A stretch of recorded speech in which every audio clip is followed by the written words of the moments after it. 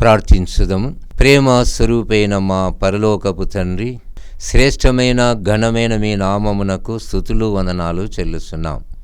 ప్రార్థన టీవీ ద్వారా వాక్య పరిచర్య చేయడానికి నా జీవితానికి ఇచ్చిన భాగ్యం కొరకు మీకే స్తోత్రాలు తండ్రి. వాక్య పరిచర్యలో మీ పరిశుద్ధాత్మను కుమ్మరించి మీరు నాలో ఉండి మాట్లాడమని వేడుకుంటున్నాం. వినుచున్న ప్రతి బిడ్డను పేరుపడ దీవించమని, వారికి వినగలిగిన చెవులను, గ్రహింపగలిగిన మనస్సు దయచేయమని ప్రతి ఒక్కరితో మీరు మాట్లాడమని వేడుకుంటున్నాం తండ్రి. విన్నటువంటి ప్రతి ఒక్కరూ వాక్యానుసారంగా ఆత్మ ఫలములతో ఫలించే భాగ్యం దయచేయమని, మా అందరి ద్వారా మీరే ఘనతా మహిమలు పొందుమని నజరేయుడైన యేసు నామమున ఈ విన్నపములు నీకు సమర్పిస్తూ బతిమాలి వేడుకొనుచున్నాము తండ్రి. ఆమేన్. ప్రభువునందు ప్రేమైన వాళ్ళరా, దేవునికి స్తోత్రాలు. ప్రభు అయిన యేసుక్రీస్తు నామమున మీకందరికీ నా హృదయపూర్వక వందనాలు చెల్లిస్తున్నాను. పరిశుద్ధ గ్రంథము నుండి 91వ దావీదు కీర్తన 14వ వచనం నుండి 16 వచనాలు మనం చదువుకున్నప్పుడు, అతడు నన్ను ప్రేమించుచున్నాడు గనుక నేనతన్ని తప్పించెదను. అతడు నా నామమును ఎరిగినవాడు గనుక నేనతన్ని ఘనపరిచెదను. అతడు నాకు మొర్రపెట్టగా నేనతనికి ఉత్తరమిచ్చేదను. శ్రమలో నేనతనికి తోడయుండెదను. అతన్ని విడిపించి అతన్ని గొప్ప చేసేదను. దీర్ఘాయు చేత అతనిని తృప్తిపరిచెదను. నా రక్షణ అతనికి చూపించెదను. ప్రభునందు ప్రియమైనటువంటి వాళ్ళరా, మనం చదువుకున్నటువంటి వాక్య భాగంలో మరి దావీదు కీర్తనలు 91వ దావీదు కీర్తన 14వ వచనంలో, అతడు నన్ను ప్రేమించుచున్నాడు గనుక నేను అతన్ని తప్పించెదను. మరి దేవుడు మనలను తప్పిస్తాడంట. వేటి నుండి మనల్ని తప్పిస్తాడు, ఎందుకు తప్పిస్తాడు, మనం ఏమి చేయాలన్నటువంటి ఆలోచన కలిగి వాక్య ధ్యానము చేసినప్పుడు దేవుడు మనకు సెలవిస్తున్నాడు. అతడు నన్ను ప్రేమించుచున్నాడు గనుక. ప్రియమైనటువంటి వాళ్ళరా, దేవుడు మనల్ని ప్రేమిస్తాడని, దేవుడు మనల్ని ప్రేమిస్తాడనే విషయం చాలామందికి తెలుసు. కానీ మనం కూడా దేవుడిని ప్రేమించాలనేది చాలామందికి తెలియదు. కాబట్టి ఈ వాక్య భాగంలో దేవుడు అంటున్నాడు, అతడు నన్ను ప్రేమించుచున్నాడు గనుక నేను అతన్ని తప్పిస్తాను. ఈ సమయంలో తప్పించుట అనే అంశమును గురించి మనం ధ్యానం చేసినప్పుడు దేవుడు సెలవిస్తున్నాడు, దేవుణ్ణి ప్రేమించే వారిని, దేవుణ్ణి కూడా ఆయన ఆజ్ఞలు బట్టి ఆయన ఆజ్ఞల ప్రకారం జీవించినటువంటి వారిని దేవుడు ఖచ్చితంగా తప్పిస్తాడనేటువంటి విషయం మనం తెలుసుకోవాలని దేవుడు సెలవిస్తుంటున్నాడు. దేవుణ్ణి ప్రేమించుట ఒక ఉదాహరణ మనం చూసినప్పుడు పరిశుద్ధుడైన యోహాను రాసిన సువార్త 21వ అధ్యాయము 15వ వచనం నుండి 18 వచనాలు మనం చదువుకున్నప్పుడు, భోజనమైన తరువాత యేసు ప్రభువారు సీమోను పేతురును చూచి, యోహాను కుమారుడు అయిన సీమోను, నీవు వీరికంటే నన్ను ఎక్కువగా ప్రేమిస్తున్నావా? అంటే వీరంటే ఇక్కడ ఉన్నటువంటి శిష్యులు. ఈ శిష్యుల కంటే నువ్వు నన్ను ఎక్కువగా ప్రేమిస్తున్నావని ప్రశ్న వేసినాడు. అప్పుడు సీమోను పేతురు ఏమనంటే, అవును ప్రభువా, నేను ప్రేమించుచున్నానని నీవే ఎరుగుదువు అన్నాడు. అంటే నీకు బాగా తెలుసు నేను నిన్ను ప్రేమించుచున్నానని. ప్రియమైనటువంటి వాళ్ళరా, అప్పుడు యేసు ప్రభువారు ఒక బాధ్యత అతనికి అప్పగించినాడు, ఒక పరిచర్యను అక్కడ అప్పగించినాడు. ఏమిటంటే, నా గొర్రె పిల్లలను నీవు మేపుము, నా గొర్రె పిల్లలను మేపుము. గొర్రె పిల్లలంటే చిన్నవి.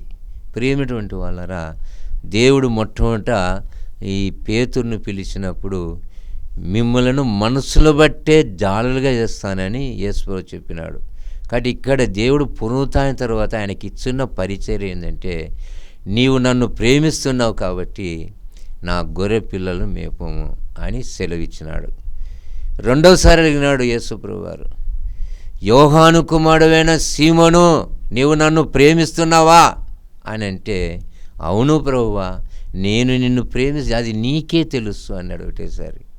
అప్పుడు ఏమన్నాడు, నా గొర్రెలను కాయము అన్నాడు, నా గొర్రెలను కాయమన్నాడు. మూడోసారి అడిగినాడు యేసు ప్రభువు వారు, సీమోను పేతురు లేక యోహాను కుమారుడైన సీమోను, నీవు నన్ను ప్రేమిస్తున్నావా?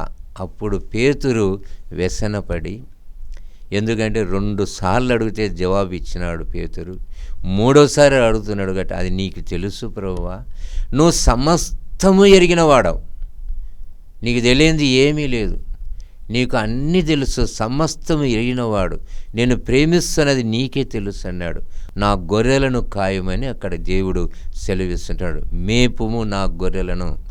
కాబట్టి ప్రియమైనటువంటి వాళ్ళరా, దేవుడు గొర్రెలు ఈ రీతిగా గొర్రె పిల్లలను మేపాలి, గొర్రెలను కాయాలి, మళ్ళా గొర్రెలను మేపాలి, ఇటువంటి పరిచర్యను ఇచ్చినాడు. ఎందుకంటే నీవు నన్ను ప్రేమిస్తున్నావు అనేదానికి రుజువుగా. కాబట్టి మనం కూడా దేవుణ్ణి ప్రేమిస్తున్నాము అని అంటే ఆయన సేవ మనం చేయాల. యేసుప్రభు ఈ లోకానికి ఎందుకు వచ్చినాడు? దేవుని రాజ్యాన్ని ప్రకటించడానికి వచ్చినాడు, తండ్రిని బయలుపరచడానికి వచ్చినాడు ఆయన, దేవుణ్ణి రుజువు చేయడానికి వచ్చినాడు ఆయన. కాబట్టి పాపులను రక్షించడానికి వచ్చినాడు. కాబట్టి మనం కూడా దేవుణ్ణి ప్రేమిస్తున్నామంటే ఆయన సేవ చేసి ఆ రుజువు మనం చేయాలని దేవుడు సెలవిస్తున్నాడు. కాబట్టి అతడు నన్ను ప్రేమించుచున్నాడు గనక నేను అతన్ని తప్పించేదను.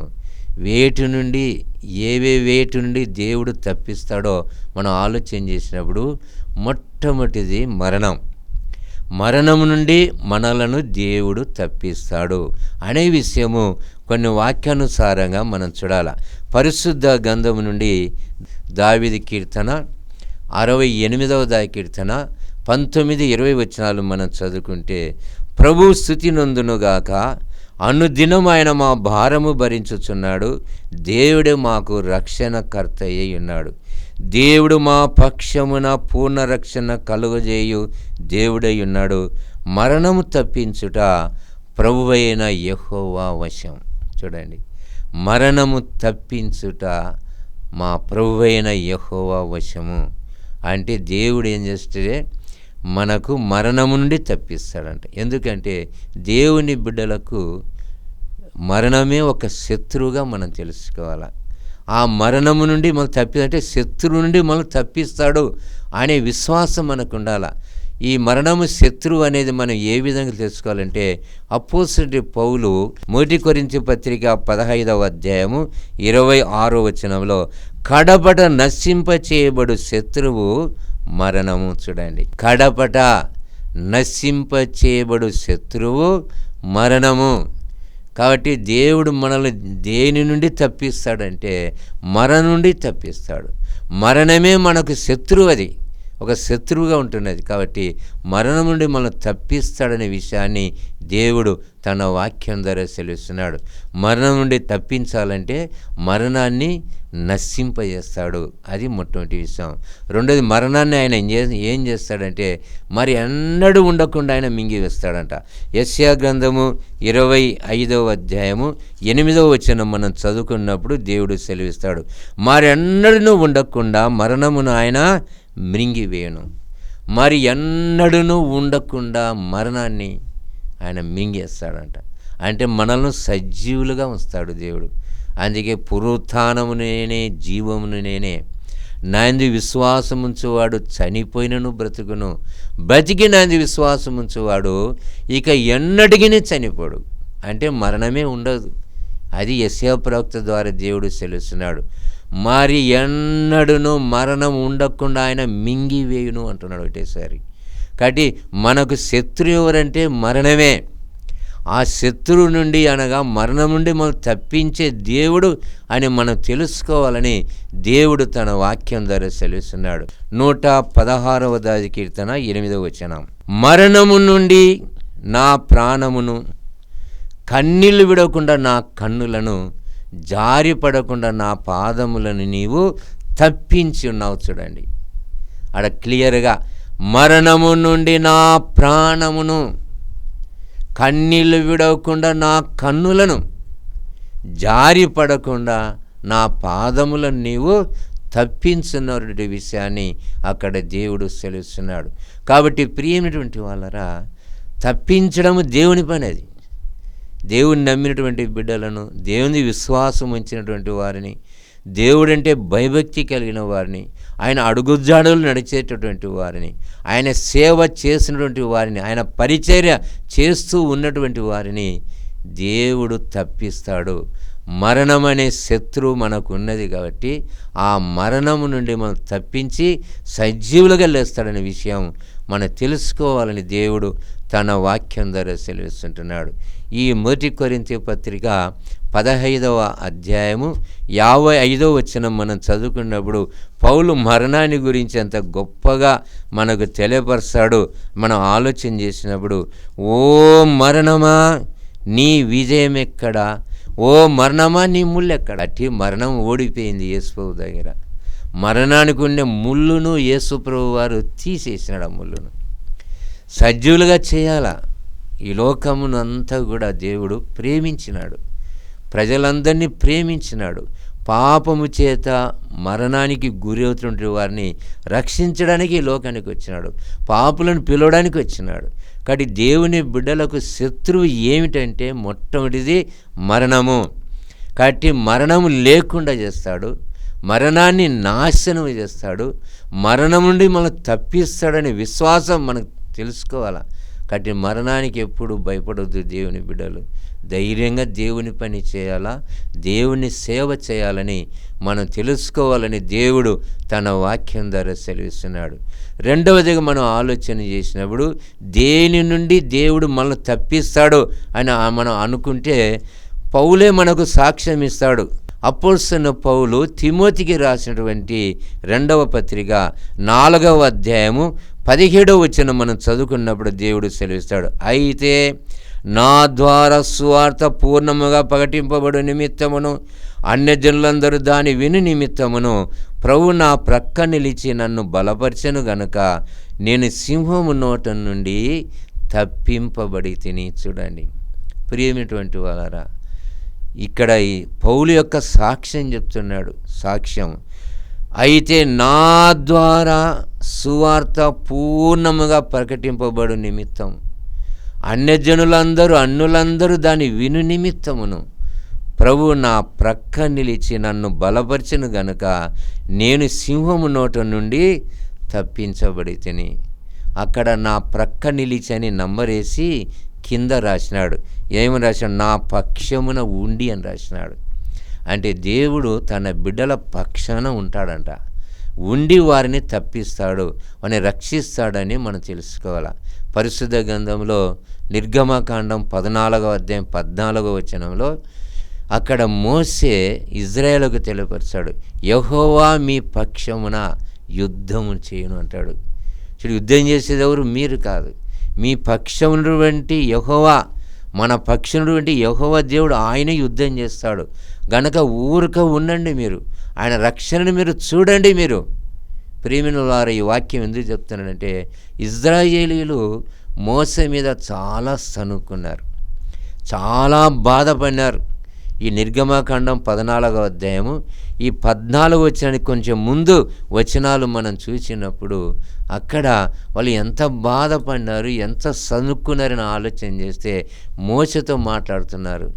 మమ్ములను ఈ అరణ్యమునకు ఎందుకు తీసుకొని వచ్చినావు? ఐగుప్తుండి ఎందుకు మనల్ని విడిపించినావు? మేము అక్కడ ఐగుప్తులో మాకు సమాధులు లేవా? ఈ అరణ్యములో మేము చనిపోవాలనా? ఈ అరణ్యములో మా సమాధులు ఉండాలనా? మమ్మల్ని ఎందుకు ఇక్కడికి తీసుకొచ్చినావు? మేము ఈ అరణ్యములో చచ్చుట కంటే ఆ ఐగుప్తులకే బానిసలుగా సేవకులుగా ఉండేది మాకు మేలు అంటున్నారు ఒకటేసారి. మేము ఈ అరణ్యములో చచ్చుట కంటే. చూడండి ప్రియమైనటువంటి వాళ్ళరా, దేవుడు ఎంతో ప్రేమతో మోసేను పిలిచి మోసేను అక్కడికి ఇజ్రాయెల్ దగ్గరికి పంపించి వారిని విడిపించాడు. ఐగుప్తు నుండి ఫరో రాజు నుండి విడిపించినాడు. ప్రాణం విసికిస్తుంటే, కఠినమైన సేవ చేస్తుంటే, ఈ చిన్న చూపు బానిసలుగా చూస్తుంటే అటువంటి పరిస్థితి నుండి ఇజ్రాయెల్ యొక్క బాధను చూసినాడు, ఇజ్రాయెల్ యొక్క దుఃఖాన్ని చూసినాడు.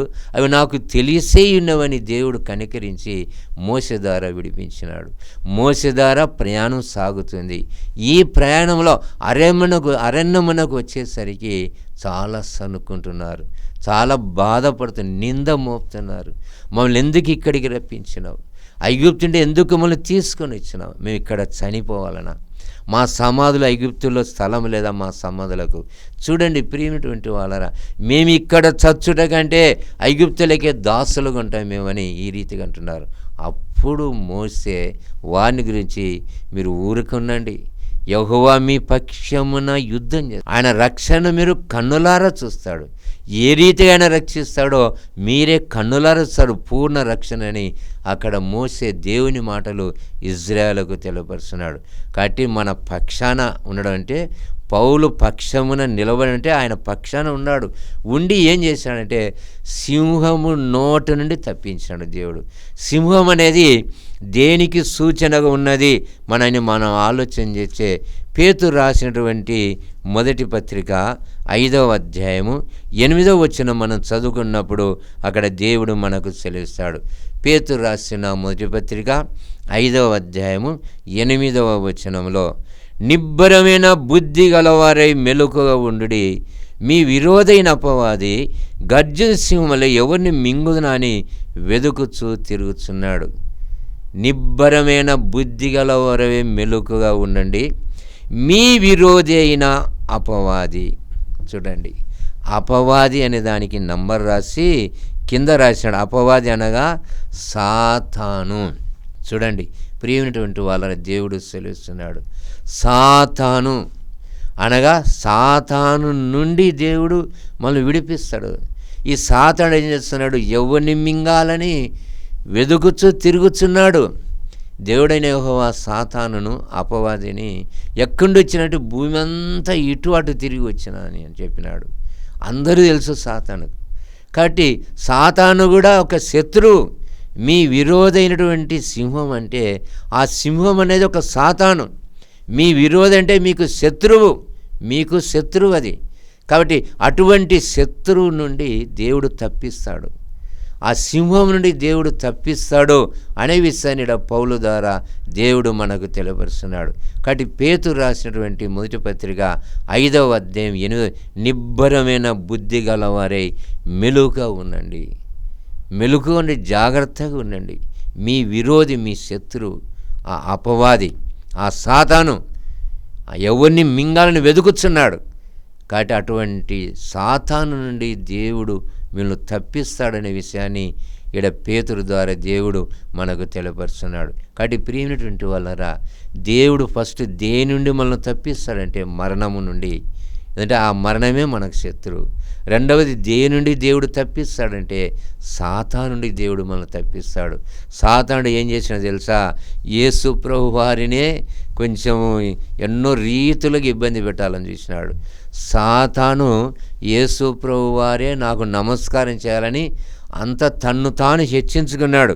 మత్తయి సువార్త 4వ అధ్యాయము 1 వచనం నుండి 11 వచనాలలో 11 వచనాలు దేవుడు మనకు సెలవిస్తాడు. మొదటి వచనం మనం చూసినప్పుడు, అప్పుడు యేసు అపవాది చేత శోధింపబడుటకు ఆత్మ వలన అరణ్యమునకు కొనిపోబడెను. ఈ అపవాది అనే దానికి నంబరేసి అపవాది అనగా సాతాను అని రాసినాడు. ఈ సాతాను ద్వారా శోధింపబడుటకు మరి ఈ యేసుప్రభువారు అరణ్యానికి తీసుకుని పోయినాడు ఆత్మ ద్వారా. అక్కడ ఈ అపవాది అనగా సాతాను శోధించినాడు. 3 శోధనలు శోధించినాడు. ఆ 3 శోధనలలో 3వ శోధన గురించి మనం ఆలోచన చేస్తే దేవుడు అక్కడ మనకు సెలవిస్తాడు.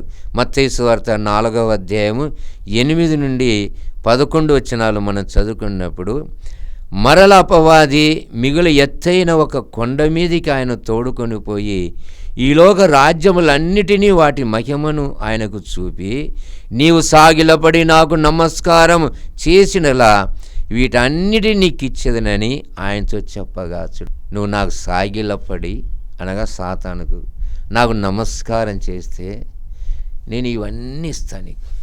ఎత్తైన కొండపైకి తీసుకుపోయినాడు. ఎత్తైన కొండపైకి, ఆ కొండపైకి తీసుకువెళ్ళి ఈ రాజ్యమనంతా చూపించినాడు. ఆ రాజ్యం మహిమను చూపించినాడు. నాకు సాగిలపడి ఇవన్నీ నీకు ఇస్తానని, అంటే నన్ను పూజించు, నన్ను ఆరాధించు. సాగిలపడడం అనగా నన్ను ఆరాధించు, నన్ను పూజించు. సో సాతానుడు ఎంత ఆశపడినాడు మనం ఆలోచన చేసినప్పుడు. యేసు ప్రభువారిని శోధించినాడు. కాబట్టి ప్రియునటువంటి వాళ్ళారా, యేసు అప్పుడు ఏమన్నాడు? మనం ఆలోచన చేసే 10వ వచనం, యేసు వానితో, సాతానా పొమ్ము, ప్రభువైన నీ దేవునికి మొక్కి ఆయన మాత్రమే సేవింపవలని రాయబడి ఉన్నది. నేను చూడు, సాతానా పొమ్ము, ప్రభువైన నీ దేవునికి మొక్కి. ప్రభు నీ దేవుడు, మా దేవుడు, అందరి దేవుడు. కానీ ప్రభువైన దేవునికి అనలా, ప్రభువైన నీ దేవునికి, నీకు కూడా దేవుడు, ఆ దేవునికి నువ్వు మొక్కి ఆయనను మాత్రమే సేవించాలని అక్కడ యేసు ప్రభువారు తెలియపరిచినాడు. కాబట్టి ప్రియమైనటువంటి వాళ్ళరా, మన శత్రు మరణం, మన రెండో శత్రువు సాతాను. ఇంకా మనం ఏ రీతిగా ఎవరి నుండి తప్పించబడాలా, దేని నుండి దేవుడు మనం తప్పిస్తాడు అని మనం ఆలోచన చేసినప్పుడు ఒక చక్కటి వాక్యము దేవుడు మనకు తెలియపరుస్తాడు. అపోస్తలుడైన పౌలు ఎఫెసీయులకు రాసినటువంటి పత్రిక 6వ అధ్యాయము 12వ వచనం మనం చదువుకున్నప్పుడు, ఏలయనగా మనము పోరాడునది శరీరులతో కాదు గాని ప్రధానులతోనూ అధికారులతోనూ ప్రస్తుత అంధకార సంబంధుల లోకనాథులతోనూ ఆకాశ మండలమందున దురాత్మల సమూహములతోనూ పోరాడుచున్నాము. మనము పోరాడుచున్నది ఎవరితో అని మనం ఆలోచన చేస్తే పౌలు చాలా చక్కగా మనకు తెలుపరు. అదేమనగా మనము పోరాడునది శరీరులతో కాదు. శరీరులు అనే దానికి నంబరేసి కింద అర్థం రాస్తాడు. ఏంటంటే మనం రక్తమాంసములతో కాదు పోరాడేది. మరి దేనితో మనం పోరాడుచున్నాం? మనం ఈ దేనితో మనం పోరాడుచున్నాం అని మనం ఆలోచన చేసినప్పుడు అక్కడ అంటాడు, ప్రధానులతో అధికారులతో మనం పోరాడుచున్నాం.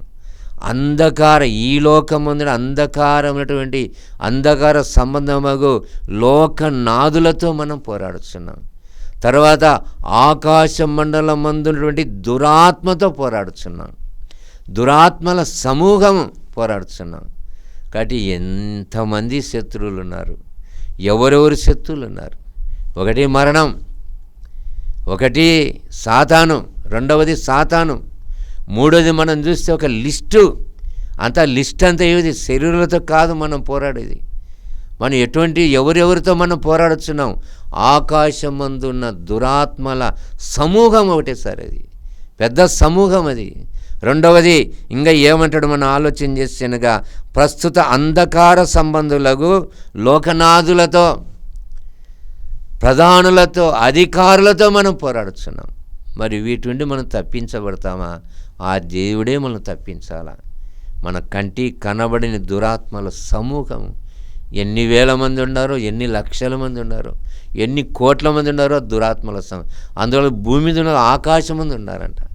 ఈ లోక సంబంధం వారు కూడా ఉన్నారంట. వారు ఈ లోక సంబంధం కూడా, ఈ లోక అంటే అంధకార సంబంధులు, ఈ లోక సంబంధులు, అటువంటి వారితో కూడా మనం పోరాడుతున్నాం.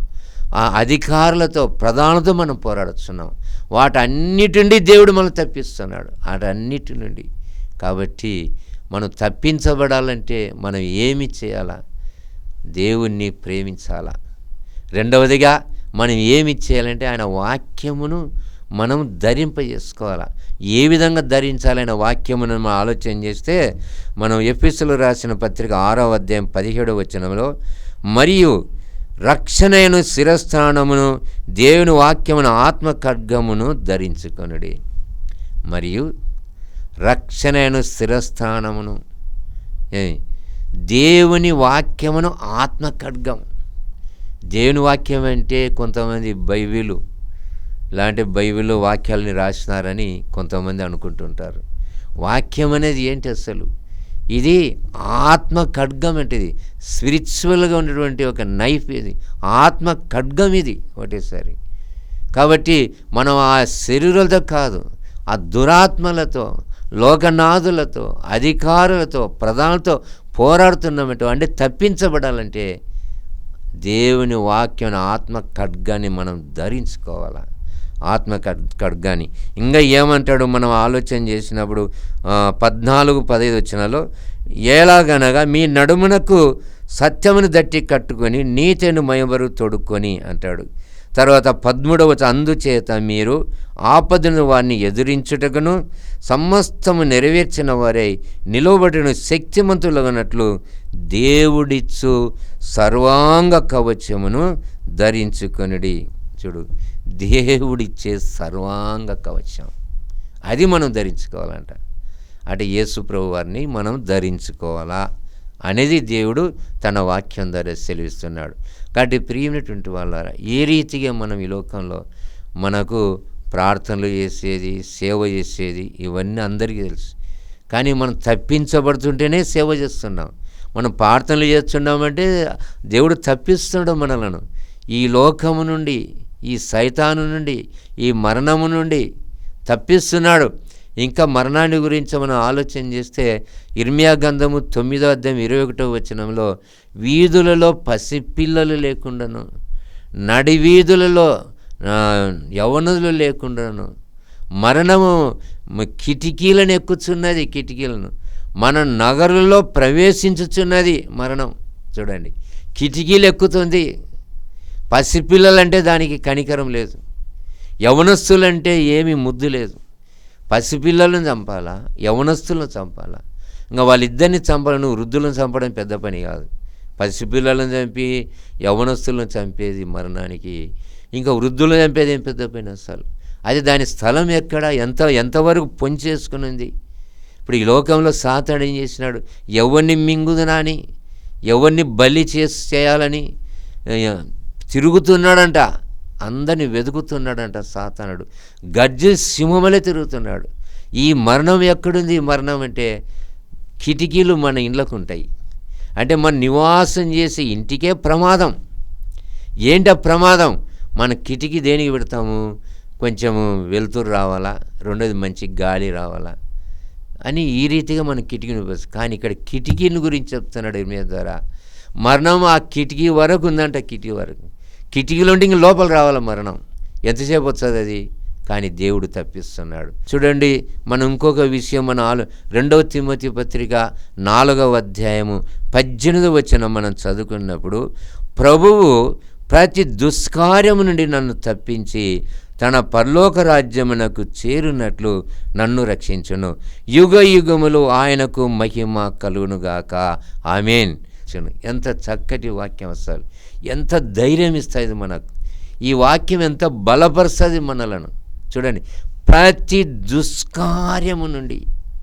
దుష్కార్యం అంటే దుష్టులు చేసే పనులు, దుష్టులు చేసే కార్యాలు అవి మనకు తెలియవు కదా. తరుమకుండానే దుష్టుడు పారిపోతాడంట వాక్యంలో. మనం దావీదు కీర్తనలో 1వ అధ్యాయంలో దుష్టుల ఆలోచన చొప్పున నడవక, పాపల మార్గం నిలవక, అపహాసములు కూర్చుండ చోటను కూర్చుండకంటాడు. మనం ఏది ఆలోచన చేయకూడదు, ఏది కూర్చోకూడదు, ఏది నడవకూడదు అంటే 3 రీతిలో చెప్తాడు అసలు. అక్కడ దుష్టుల గురించి ఆయన మొట్టమొదటి చెప్తాడు దేవుడు. కాబట్టి ప్రియమైనటువంటి వాళ్ళ ఏ రీతిగా మనం ఆలోచన చేసినప్పుడు ప్రతి దుష్కార్యం నుండి ఆయన నన్ను తప్పిస్తాడు. ఎందుకు తప్పిస్తాడు? తన పరలోక రాజ్యములో చేరున్నట్లు నన్ను రక్షిస్తాడంట. అది మనకు ఆదరణ, అది మన గొప్ప విశ్వాసం. మనం ఈ లోకంలో ఉన్నాం, దేవుని రాజ్యంలో చేరాలా, తన పరలోక రాజ్యంలో, యేసువారు పరలోక రాజ్యంలో మనం చేరాలా. ఆ విధంగా చేయడం మనం రక్షించబడాలా. మనం రక్షించబడాలంటే దేవుడు ప్రతి దుష్కార్యం నుండి మనల్ని తప్పిస్తాడు, సాతాను నుండి మనల్ని తప్పిస్తాడు, మరణం నుండి మనల్ని తప్పిస్తాడు. ఆల్రెడీ యేసును అంగీకరించి విశ్వాసం ముందుకు పోదాం. ఈ కొద్ది వాక్యము దేవుడు దీవించి ఆశించునుగాక. ఆమేన్. ప్రార్థించుదాము. ప్రేమ, దయ, కనికరముల తండ్రి, మహోన్నతుడ, గొప్ప దేవ, మీ బంగారు పాదములకు స్తుతులు వందనాలు చెల్లిస్తున్నాం. పరిశుద్ధపు జీవపు మాటలు మాకు వినిపించిన దేవుడవు, వాక్య ప్రకారం మేమందరం జీవించి ఈ లోకం నిన్ను మహిపరిచి బిడ్డలుగా దీవించమని వేడుకుంటున్నాం. ప్రభు, వాక్యానుసారంగా మనందరినీ బలపరచునైనా మీ సర్వంగా కవచం మాకు ధరింపచేతండి. ప్రార్థన జీవితం దయచే ప్రభు, నిన్ను ప్రేమించిన జీవితం మాకు దయచేతండి. అప్పుడు మేము వేటి నుండి దేని నుండి మేము తప్పించబడతామో సమస్తము తెలియపరిచిన దేవుడు. ప్రభువా, కీడు నుండి మమ్మల్ని తప్పించిన ఆయన, సైతాను నుండి తప్పించుతండి, మరణం నుండి మమ్మల్ని తప్పించు ప్రభువా, శత్రువుల అధికారుల నుండి మమ్మల్ని తప్పించిన ఆయన, ఈ లోక నాదు నుండి తప్పించుతండి. ప్రభువా, నీవే సహాయం చేయమని, మనందరూ తప్పించి నీ మార్గం నడిపించి నిన్ను మరిచి బిడ్డలుగా వర్ధిల్లింప చేయమని నజరుడైన యేసు నామమున ఈ విన్నపములు నీకు సమర్పిస్తూ బతిమాలి వేడుకొనుచున్నాము తండ్రి. ఆమేన్.